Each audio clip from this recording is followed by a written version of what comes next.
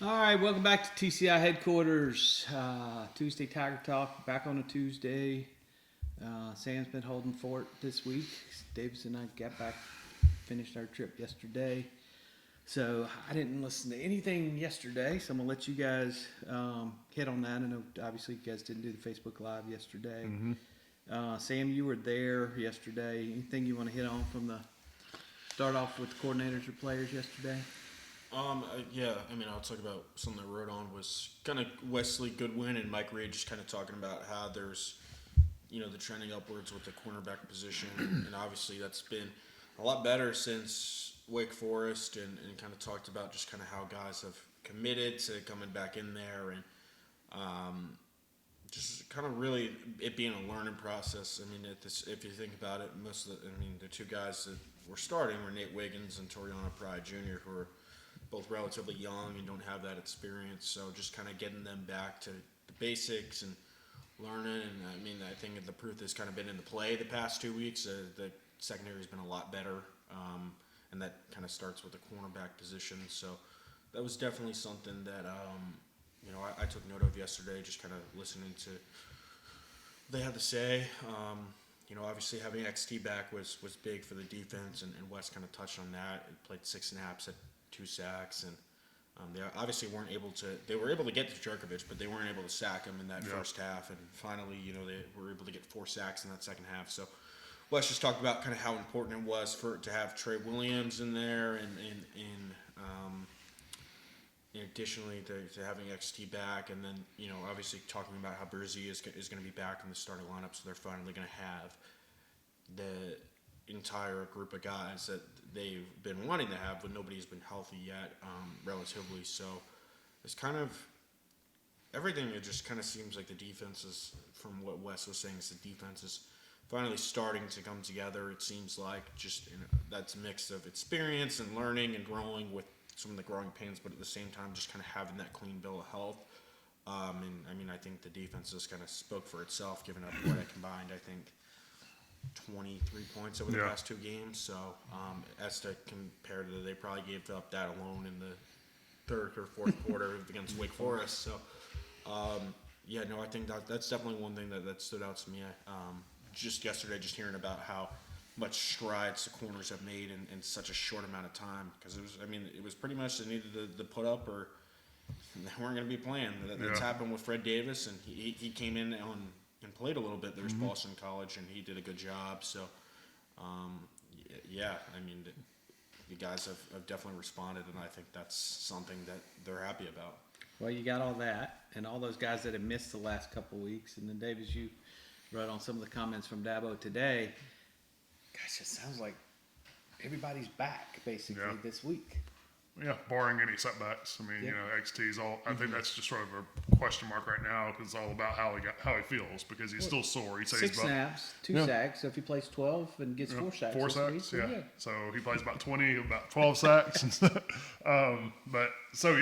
obviously the big news out of today or Tuesday. I know Dabo talked a little bit about it on his radio show on Monday, but I went back and looked at some of the snap counts, and Brian Brzee, Xavier Thomas, Miles Murphy, and Tyler Davis have played less than 30 snaps together in their time at Clemson. And so obviously with Brian and Miles, that's from the 2020 season on. Because they're the youngest of that group as those juniors. Obviously Tyler and XT have been around longer, but that's sort of boggles your mind to think that. Particularly those older guys been around that long, but even the last 3 years, they've played less than basically half of snaps throughout these last 3 years together. So that goes without saying. That's a pretty big deal if they're all able to get out there on Saturday and sort of make a difference for them. But going back to a little bit piggybacking on what Sam was talking about from the interviews on Monday, I thought it was interesting that Wes Goodwin talked about how he's learned over these first 5-6 weeks as their defensive coordinator to be a little more demanding, not demeaning, to use his words. But I just want that struck me, because I just wonder if because he's a much more calm and quiet personality than what they've had with Brent Venables over the years.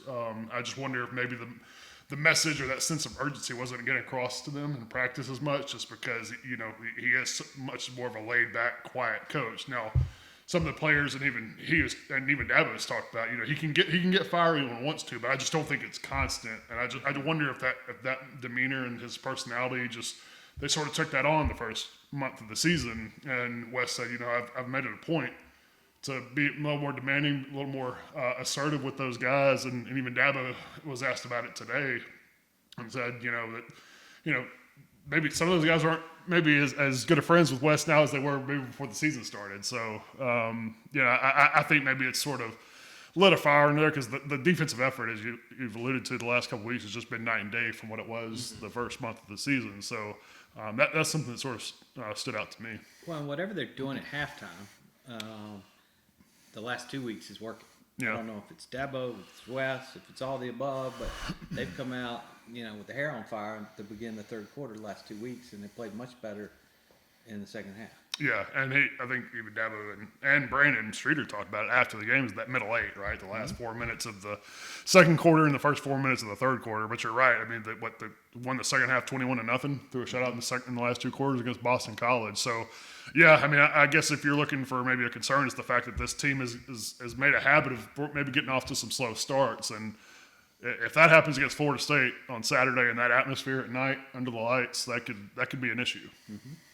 Absolutely. Well, the funny thing is they get off to a fast start in that first drive, and then they can't really Right. build off of it. Yeah. So that's, I mean, kind of ironic when you think about it, but it's just kind of building off of those drives that you would think. Yeah. One little dude, we know that if Bo catches that ball, that's all the points Clemson needs. Yeah. Right? Yeah. Instead, you're battling going, what was it, 3-3 until the final drive of the first half? Yeah, Is that when yeah. Clemson stretched it out a little bit? And that was I mean, they had a short field. Well, yeah, That was it's 2 weeks in a row that they scored a touchdown before half. Yeah. Defense stepped up, gave them the short field. They were able to take advantage of it. What are some of the things you guys heard from the players the last couple of days? Go ahead, Sam. Well, I'll give you yesterday, but today, just talking Will Putnam, I guess. We had Will Putnam and Xavier Thomas and Trenton Simpson. I'll let Davis take XT, Yeah. but Putnam was kind of just, I asked him what is just kind of the biggest difference between the offensive line now, like going back and watching on films this year, is just like the communication. Yeah. Also, they were pretty banged up, and he admitted that he got banged up in that Florida State game too. And Dabo kind of alluded to earlier that the film from the Florida State game made him want him to bomb it. So, but yeah, he kind of just talked about how they've made so many strides since that. Yeah. Not that game in general, but since last season. I think it's been noticeable. I mean, obviously they struggled at times against BC, weren't really able to run the football effectively in that first half. But overall, I mean, the offensive line play has been significantly better, and Putnam kind of addressed kind of why things have been that way. And I think a lot of the things is just the communication has been better. It just wasn't there, and I think part of that last season just kind of had to do with so many revolving doors. And fortunately enough, this doesn't really happen a lot, but you have an offensive line that has stayed healthy for the entire season, besides maybe a couple of drives when Walker Parks had to go out.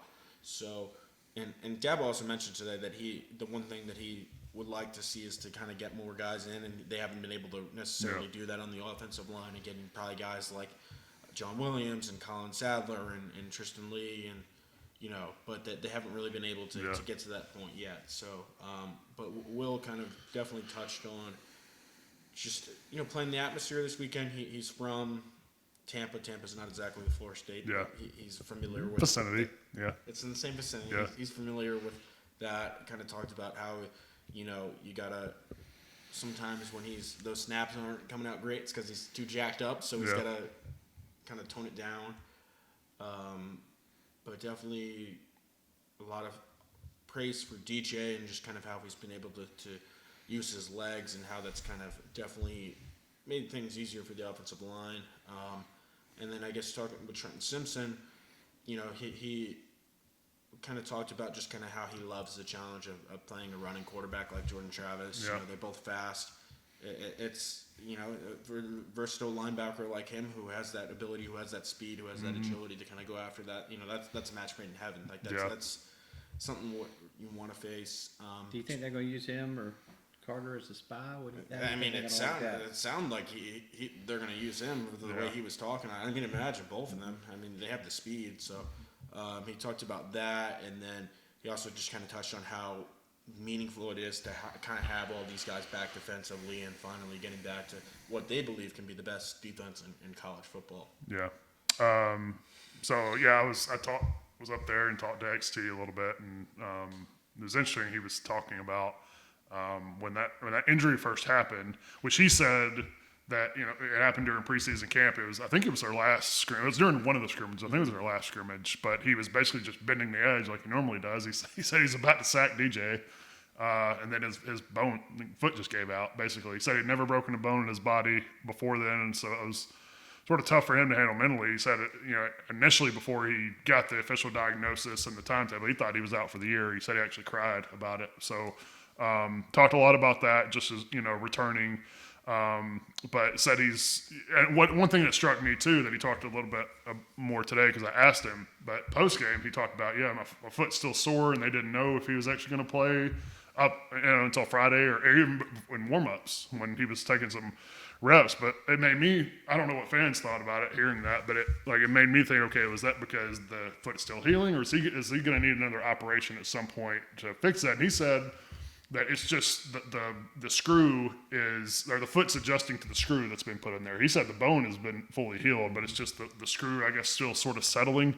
God, that was only 5-6 weeks ago. So that was interesting, but I think that's obviously, just looking long term, I think that's a good prognosis for him. The fact that things seem to be healing well, it's just a matter of basically what his pain threshold is going to be, week to week. So, but yeah, there's no doubt that he gives them a different practice. I think I was talking on one of our first Facebook Lives that we did when that injury happened. I don't think we made enough about the fact that he was their best pure pass rusher, and they were really going to miss that aspect of his game.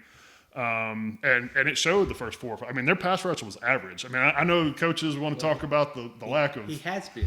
Yeah. I mean, the last couple of years he wasn't really. Yeah. Because again, he was injured. He was playing a lot heavier. But I'm just saying, I think he's just their best pure pass rusher. Right now, he is playing at 245. So, but because the coaches that talk about, you had all these teams throwing short, getting the ball out quick. I didn't necessarily see that a whole lot the first few weeks. Like particularly after the Wake Forest game, it was like they didn't throw that many quick passes. They just killed you deep. That's because you can throw it out the field and get a exactly. flag every play. But that doesn't, that you still have to block for 3 or 4 seconds to do that, and it just didn't make sense. They weren't getting pushed this Wake Forest. Yeah. But so I mean, I think that's going to make a huge difference for them, and obviously you saw that. Now it's a little different when he only played on pass rush situations, 3rd and long, so that made it a little bit easier. But I think he's just a different, as you mentioned, at this weight now being at 245, 250, he has a burst and a first step that nobody else I think on that defensive front has. And this is what Clemson fans thought they were going to get from XT from day one when he arrived, and he showed flashes, and then he hasn't really shown this yet. But now physically, he's ready. This is his money year. He wants to go make money for the family and all that. So it's going to be exciting for a lot of these guys it's their money year to see how they finish. Well, I think his presence will also help guys like KJ and Miles Murphy. That's a good point. Taking a lot, of the attention, maybe there's some of the pressure off of them. Mm-hmm. One thing I've noticed this year is, now I don't know if it's just West doing different things, but they're moving those guys all over. Mm-hmm. I mean, your DNs are playing inside sometimes. They're moving Tyler Davis outside sometimes. So they're having fun just moving those pieces around.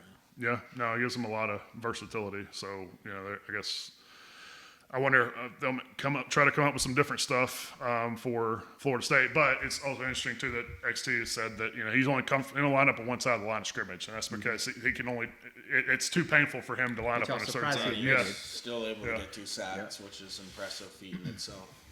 Well, obviously a lot of people are going to be looking to see, is this the defense everybody thought they were going to see? And we haven't seen all the pieces together as you documented. Mm-hmm. Davis, heck, haven't seen that really the last 3 years. So anything else you guys want to hit on? No, I'm good. You good? You good, Sam? No, I think we all right, guys. That's the highlights from 2 days of interviews, going over a big win over BC, kind of ugly first half, real good second half, and a huge game in Tallahassee. stay tuned to the Clemson Insider. We'll have everything covered all week long. Have everything covered from Tally this weekend, and hopefully they'll play the game. We won't have any shenanigans, no more COVID stuff to worry about. So everything should go off on schedule this week, and should be an environment we haven't seen down there in quite a while as well. So stay tuned to Clemson Insider for the most complete coverage of Clemson football. This is Miles Murphy. Make sure to check out Clemson Insider's most complete football coverage. Nobody does it better.